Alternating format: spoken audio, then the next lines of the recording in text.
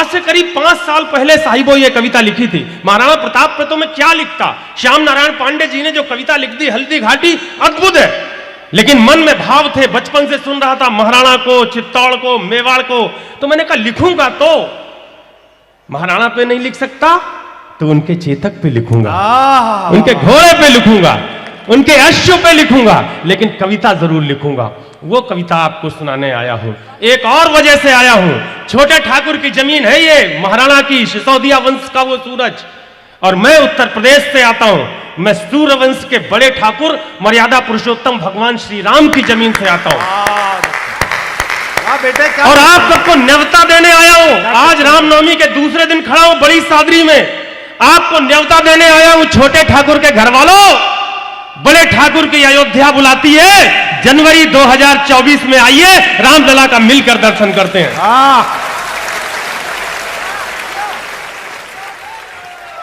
तब 4 पंक्तियां पढ़ना चाहता हूं, साथ दे देना दोस्तों, कमजोर ना पड़ जाऊं। हमारे कंठ से रण का अटल संग्राम बोलेगा। जितने लोग यहां से आगे पीछे दूर तक हैं, एक एक शब्द को सुने, अंतिम पंक्ति पे साथ दें, जैसा कि ये माइक पर खड़ा हुआ कवि चाहता है।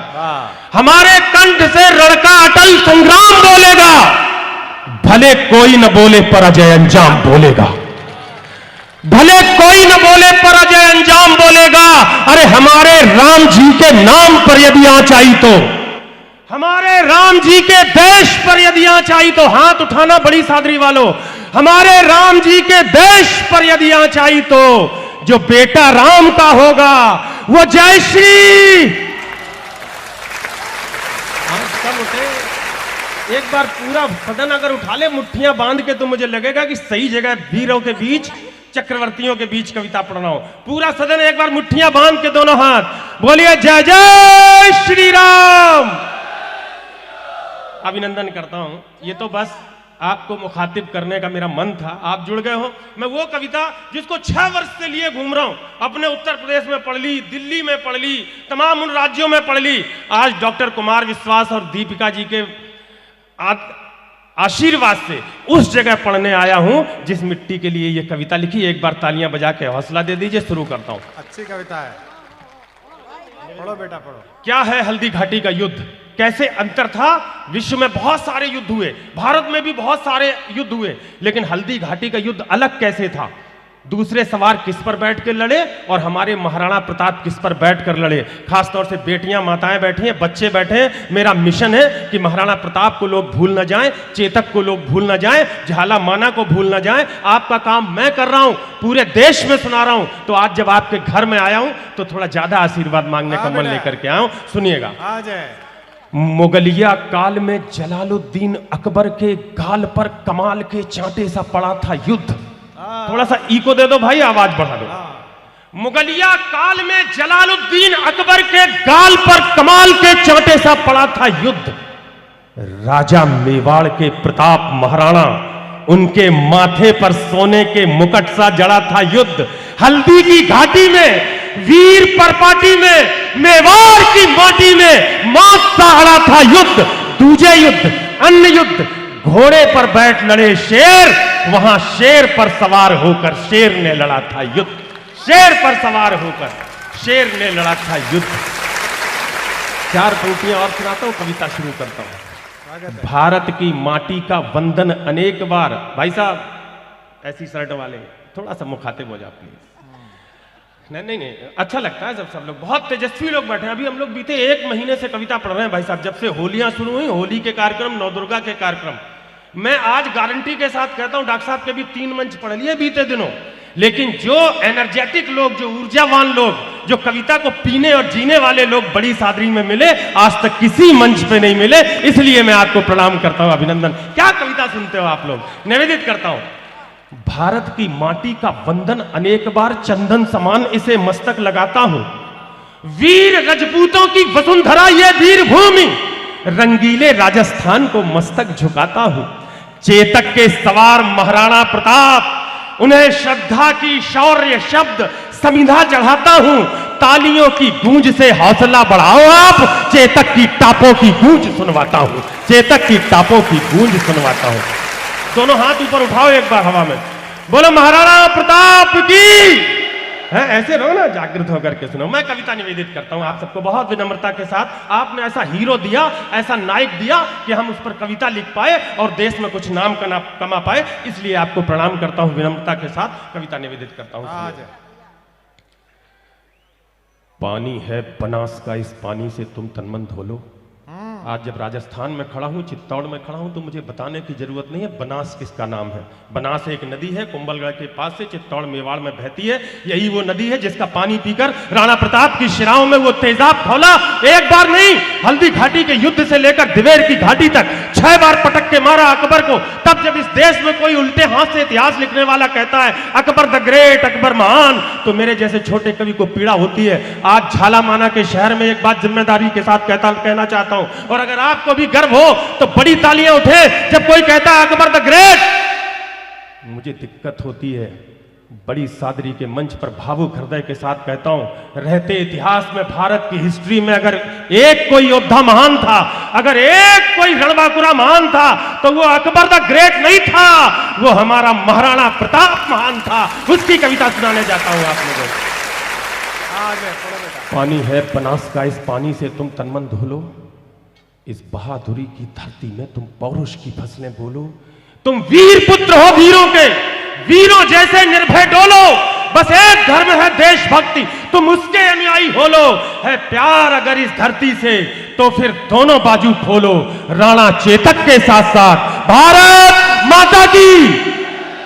कौन थे राणा प्रताप? मैं क्या बताऊं, आप तो जानते हो, मैं सिर्फ गुण गाने आया हूं, बता नहीं रहा हूं। ज्ञान क्या दूंगा आपको? जिसको आपने बरता है, आपके पुरखों ने बरता है, उसकी परिभाषाएं मैं क्या दूंगा? मैं बस सिर्फ गुण गाता हूं, सुनिएगा। जो सूरज के आगे चलता वो उस रथ का हकवैया था। बड़े लोग भी सुने।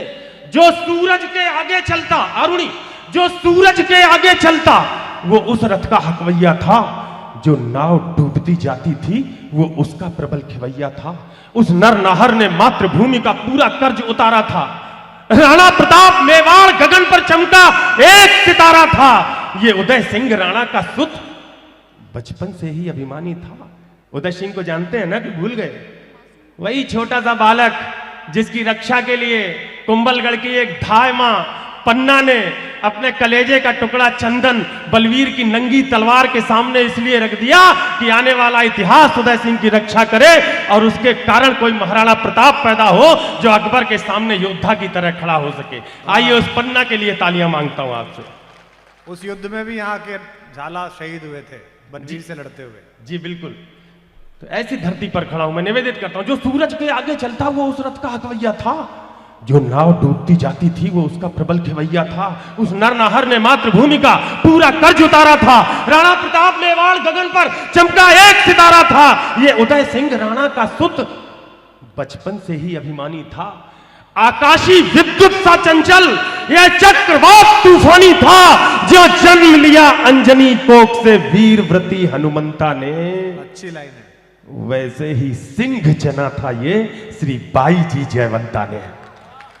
वैसे ही सिंह जना था ये श्री बाई जी जयवंता ने। नेत्रों में प्रबल प्रभंजन था, माथे पर सूर्य चमकता था, अंतस की आभा से मानो पूरा ही पिंड दमकता था। जो बाल भास्कर भोर प्रहर से प्रतिक्षण बढ़ता जाता है, वैसे ही ये मेवाड़ राज्य का सूरज चढ़ता जाता है। जैसे जैसे भजदंडों की मछलियां अकड़ती जाती थी, वैसे वैसे मेवाड़ भूमि की चिंता बढ़ती जाती थी। घर में थी फूटन और मुगल के रोज आक्रमण होते थे। वाह। थे चंद विभीषण जो खुद ही गद्दारी का विष ढोते थे। दोस्तों एक बात मैं आपको बता दूं, देश की सरहदों पर हम कहीं कमजोर नहीं है समर्थन करना। 62 का हो, 65 का हो, 71 का हो, कारगिल हो, जहां हमने हिल पर तिरंगा फहराने के बाद कहा ये दिल मांगे मोर, उन सैनिकों के साथ खड़े होते हैं हम लोग। खतरा सरहदों पर नहीं है। खतरा कहां है? 4 पंक्तियां निवेदित करता हूं, समर्थन में तालियां मांगता हूं। युद्ध नहीं जीते जाते हैं इन जज्बाती नारों से, यह इतिहास लिखा जाता है खून सनी तलवारों से। बाहर के दुश्मन से तो हम जंग जीत लें जब चाहें, हम तो बाजी हार रहे हैं अंदर के गद्दारों से। हम तो बाजी हार रहे थे। चंद विभीषण जो खुद ही गद्दारी का विष ढोते थे, ये एक समय की साजिश थी, ये एक काल की साजिश थी। इस साजिश के साक्षी हो लो राणा चेतक के साथ साथ भारत माता की जय बोलो। मैं दिल से एक बात कह दूं आपसे, देखो आप ये सब आदतें पड़ गई। मुझे लगा था कि मैं जब बड़ी सादड़ी में ये कविता पढ़ूंगा तो हंगामा हो जाएगा। झाला माना का शहर, राणा प्रताप का इतना बड़ा नाम, और वहां इतनी उदासी के साथ, इतने कम मन के साथ आप कविता सुनते हो। कभी इधर मुखातिब होते हो, कभी उधर मुखातिब होते हो। मुझे लगता है कहीं मेरी ही चूक है, आप तो अच्छे सुनने वाले हो। मैं दूसरा बंद निवेदित करता हूँ। हल्दी घाटी के युद्ध का दृश्य रखता हूँ। सामने महाराणा प्रताप और अकबर की सेनाएं हैं। कहीं आपको लग जाए कि मैं चेतक को यहां लाने में सफल हुआ, महाराणा के युद्ध के कौशल को आपके समक्ष प्रस्तुत करने में, चित्र बनाने में सफल रहा, तो कविता के साथ जुड़िएगा। स्वागत है। मुगलों के राजा अकबर ने षड्यंत्र रचा, आघाती था, लेकिन प्रताप का तेवर भी तेजाबी था, प्रतिघाती था। अकबर ने राजा मान सिंह को सेनापति बनवाया था, रजपूती सेना के खिलाफ रजपूतों को भड़काया था। रणक्षेत्र बनी हल्दी घाटी, चतुरंग शत्रुआनी अड़ी हुई, उसके विरुद्ध थी राणा की बलिदानी सेना खड़ी हुई। इस बीच युद्ध के शंख बजे, रणढोल बजे, मृदंग बजे, घड़ियाल बजे घन घनन घनन, जुझारू युद्धक जंग बजे, बज उठी तेग तलवार बजी, मुखदर बरछी करवार बजे, बंदूकों की शहनाई संग तोपों के मुखर से तार बजे, दोधारी बाजी खन खन, छुरियां छम छम छम छाप बजी, झन झन झनाक झन चंद्रहार, दुश्मन की गर्दन नाप बजी, कंसों की डोरी धन धन, और तीर बोलते सन सन, घोड़ों की घंटी टन टन, हाथी का घंटा घन घन। अरे सिर कटकर गिर जाते थे, पर लोथें ही अड़ती रहती थी। मुझे समझ में आ गया। आगे वालों को दो नाम याद आए होंगे, कल्ला राठौर और जयमल राठौर। एक के पैर में गोली लगी, दूसरे के कंधे पर बैठकर युद्ध लड़ा। चारों हाथों में तलवारें थीं। मुगलिया सेना आश्चर्य में थी, कौन सा देवता है जो चारों हाथों से युद्ध लड़ रहा है। आज भी जब राजस्थान आता हूं और मंदिरों में कल्ला राठौर और जयमल राठौर की मूर्तियां देखता हूं, आपको नमन करते देखता हूं, तो मन करता है मैं भी दंडवत हो जाऊं। तब कविता की बड़ी पंक्ति पढ़ता हूं, सिर कटकर गिर जाते थे, पर लोथें ही अड़ती रहती थीं, और कहीं विलक धड़ से होकर बस बाजू लड़ती रहती थी। और कहीं विलक धड़ से होकर बस बाजू लड़ती रहती थी। जिसको भंभोड़ देता चेतक, जिसको भंभोड़ देता चेतक, जिसको भंभोड़ देता चेतक, उसका बख्तर कट जाता था। जिसको भाला घुस जाता था, गुब्बारे सब फट जाता था। वो नीले घोड़े का सवार तूफान दिखाई देता था। सिर्फ सिर हिल रहे हैं सर, तालियां नहीं आ रही हैं। वो नीले घोड़े का सवार तूफान दिखाई देता था। जिस ओर निकल जाता चेतक, शमशान दिखाई देता था।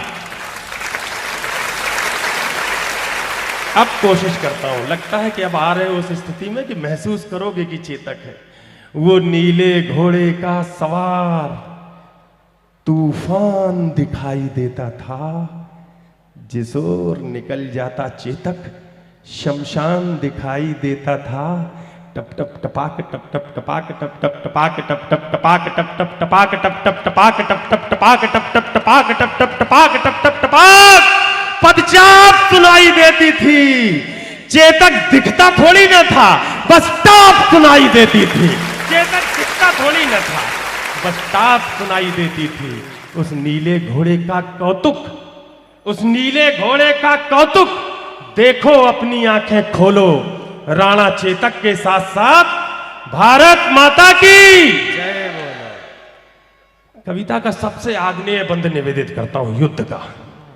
मेवाड़ के जागृत लोगों जुड़ जाना कविता के साथ। भैरव बन गया त्रिशूल और दोधारी चंडा बन बैठी। फिर रक्त बीज बन गए मुगल, बरछी चामुंडा बन बैठी। बैरी को तक्षक थे प्रताप, फुंकार बन गया था चेतक। थी सूखी घास मुगल सेना, अंगार बन गया था चेतक। अच्छा प्रतीक है भाई, वाह। एक नाम और लेता हूं, अकबर की सेना में सुल्तान खां, कुछ लोग बहलोल खां भी कहते हैं, 7.5 फुट लंबा। अकबर को बड़ा अहंकार, बच्चों को देखता था दोनों हाथों के बीच खोपड़ी दबा देता था। अकबर को अहंकार कोई नहीं जीतेगा। महाराणा के सामने फंस गया हल्दी घाटी के युद्ध में। 6 मिनट राणा ने ऐसे खेला जैसे बिल्ली चूहे से खेलती है। 7वें मिनट में घोड़े से छलांग लगाई, तलवार का एक प्रहार किया, एक ही प्रहार में सिर्फ तृण कटा, सिर कटा, धड़ कटा, घोड़ा भी 2 टुकड़ों में कटा और मैदान में पड़ा दिखाई पड़ा। उस महाराणा की कविता सुनाता हूं, तब आपका समर्थन मांगता हूं। भैरव बन गया त्रिशूल और 2 धारी चंडा बन बैठी, फिर रक्त बीज बन गए मुगल बरछी चामुंडा बन बैठी। बैरी को तक्षक थे प्रताप, फुंकार बन गया था चेतक। थी सूखी घास मुगल सेना, अंगार बन गया था चेतक। पंक्ति पर आपका समर्थन ना मिला तो कमजोर मन लेके उत्तर प्रदेश जाऊंगा। अरे मुगलों की अभिमानी घुड़की पल में पुकार हो जाती थी, जब तक वो अल्लाह कहते थे तलवार पार हो जाती थी। जब तक वो अल्लाह कहते थे तलवार पार हो जाती थी। बैरी के सर पर था चेतक, आंधी के ऊपर था चेतक, आंखों के आगे था चेतक, छाती के भीतर था चेतक, छल में चेतक, जल में चेतक, थल में चेतक, बल में चेतक। लोहू की नदियां बहती थी, नदियां की कलकल में चेतक, पानी पर चेतक दौड़ रहा, चेतक चलता अंगारों में, वाणी पर चेतक डोल रहा, चेतक घुस गया विचारों में। अरे मेवाड़ विजय के रास्ते में खुद का तन रोड़ा बना दिया। संभालना चेतक की गुरुता और महत्ता को।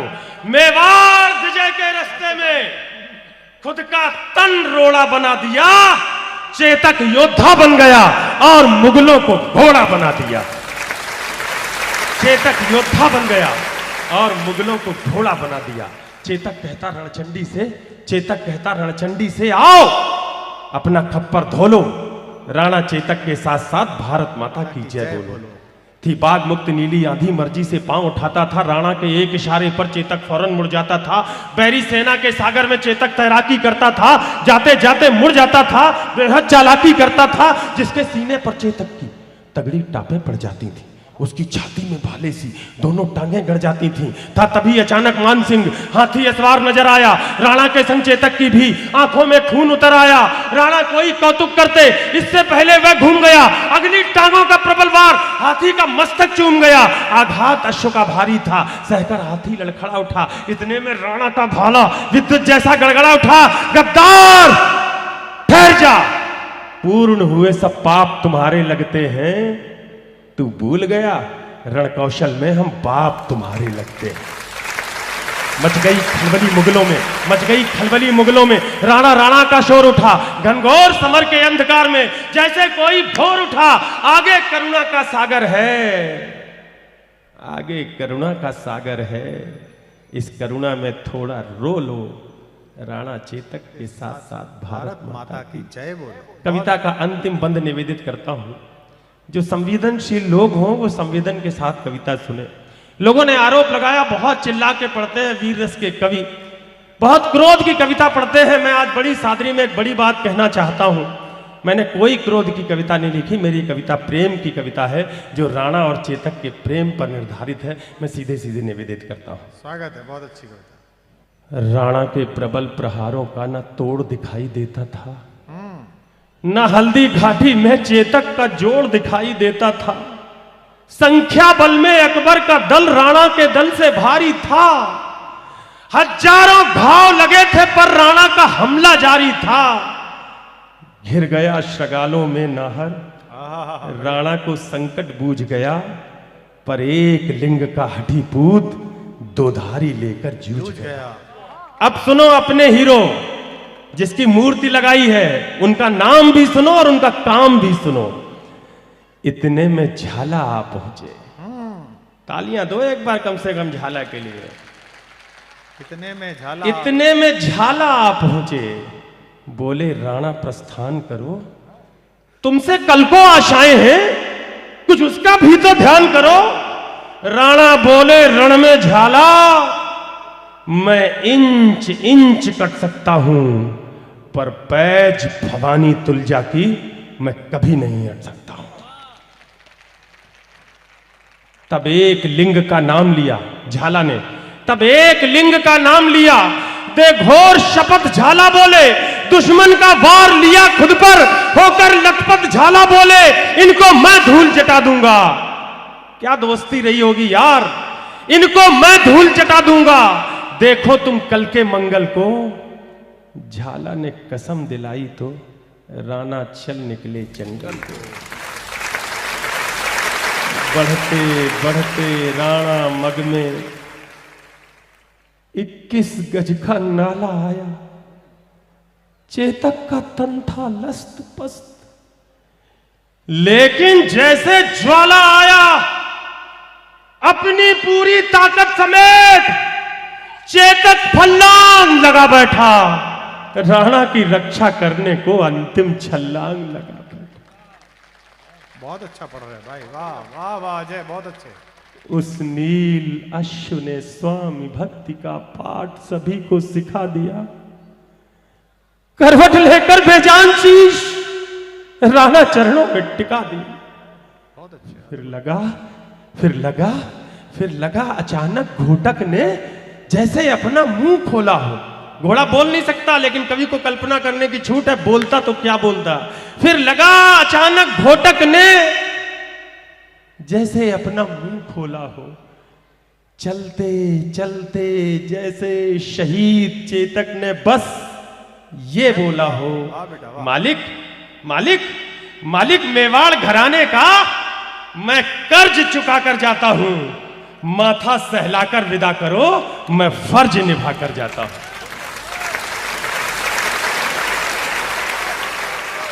भाई वाह भाई वाह भाई वाह भाई वाह अजय, बहुत अच्छे। क्या क्या चित्र प्रस्तुत कराया अजय, वाह वाह वाह वाह वाह वाह। क्या मालिक मालिक मालिक मेवाड़ घराने का मैं कर्ज चुका कर जाता हूं, माथा सहलाकर विदा करो, फर्ज निभा कर जाता हूं। बस एक प्रार्थना है स्वामी। हाँ क्या मांग लिया चेतक ने और क्या आपके पुरखे ने दिया? इतिहास साक्षी है इस बात का। हिंदुस्तान का पूरा नक्शा हरे झंडे के नीचे आ गया था, लेकिन चित्तौड़ अकेला ऐसा तिकोना हिस्सा था जो कभी नहीं आया, भगवा रंग में रंगा रहा। बस एक निवेदन है स्वामी, दुश्मन का सिद्ध षड्यंत्र न हो, जब तक चेतक की याद रहे, मेवाड़ मेरा परतंत्र न हो। जब तक चेतक की याद रहे, मेवाड़ मेरा परतंत्र न हो। चेतक मेरे बेटे भैया, लाल वीर चीत्कार उठा। चेतक को बाहों में भरकर वो घायल शेर पुकार उठा, चेतक तेरी बलिदान कथा हिंदुस्तान भी गाएगा, गाएंगे श्याम नारायण भी, हर नौजवान भी गाएगा। चेतक तेरी सौगंध मुझे, अगर अपना वचन निभाया हो तो तालियां देना, वरना हाथ बांध के बैठे रहना। और अगर ये लगे कि कहां से आई, 4 लोग बोलेंगे बस, एक बार पूरा सदन दोनों हाथ उठाकर भारत माता की। चेतक तेरी सौगंध मुझे, 600 साल हो गए, डॉक्टर साहब बताएंगे सही तिथि। चेतक तेरी सौगंध मुझे, दुश्मन का नाम नहीं होगा। जब तक ये राणा जिंदा है, मेवाड़ गुलाम नहीं होगा। चेतक तेरी सौगंध मुझे। अंतिम पंक्ति पर ध्यान मांगता हूं आपका। बहुत अच्छे। एक रिसर्च की बड़ी पंक्ति पढ़ता हूं, विदा कर देना बड़ी सादरी। चेतक तेरी सौगंध मुझे, दुश्मन का नाम नहीं होगा, जब तक ये राणा जिंदा है, मेवाड़ गुलाम नहीं होगा। और एक वचन मेरा भी है, छोटा मांग रहा है, एक मांगा 2 दिए। और कहा उन्होंने, निभाया अक्खा हिंदुस्तान ने। आज भी देख लेना मूर्तियां राणा प्रताप की, और अगर बात ठीक सी हो गई हो तो 5 मिनट तालियां चाहिए मुझे, दोनों हाथ उठा के। और एक वचन मेरा भी है, जिसकी प्रतिपूर्ति नहीं होगी। चेतक चेतक तेरे बगैर राणा की कोई मूर्ति नहीं होगी। वाह, तेरे बगैर राणा की। वाह वाह वाह वाह वाह वाह वाह, तालियां थोड़ी और। हाँ, पूरा सदन मांगता हूं मैं, अगर आज भी निभा रहे हो, अगर देखते हो महाराणा प्रताप की मूर्तियां बिना चेतक के एक मूर्ति हो हिंदुस्तान में, तो जरा मुझे सूचित कर दो। और नहीं तो फिर दोनों हाथ गगन की ओर लहराओ और तालियां बड़ी वाली बजाओ। चेतक तेरी सौगंध मुझे, दुश्मन का नाम नहीं होगा जब तक ये राणा जिंदा है, मेवाड़ गुलाम नहीं होगा। और एक वचन मेरा भी है, जिसकी प्रतिपूर्ति नहीं होगी चेतक, तेरे बगैर राणा की कोई मूर्ति नहीं होगी। वाह आपसे बेटे। सुनना है, बोलो एक बार मेवाड़ वालों, चेतक तेरे बगैर राणा की।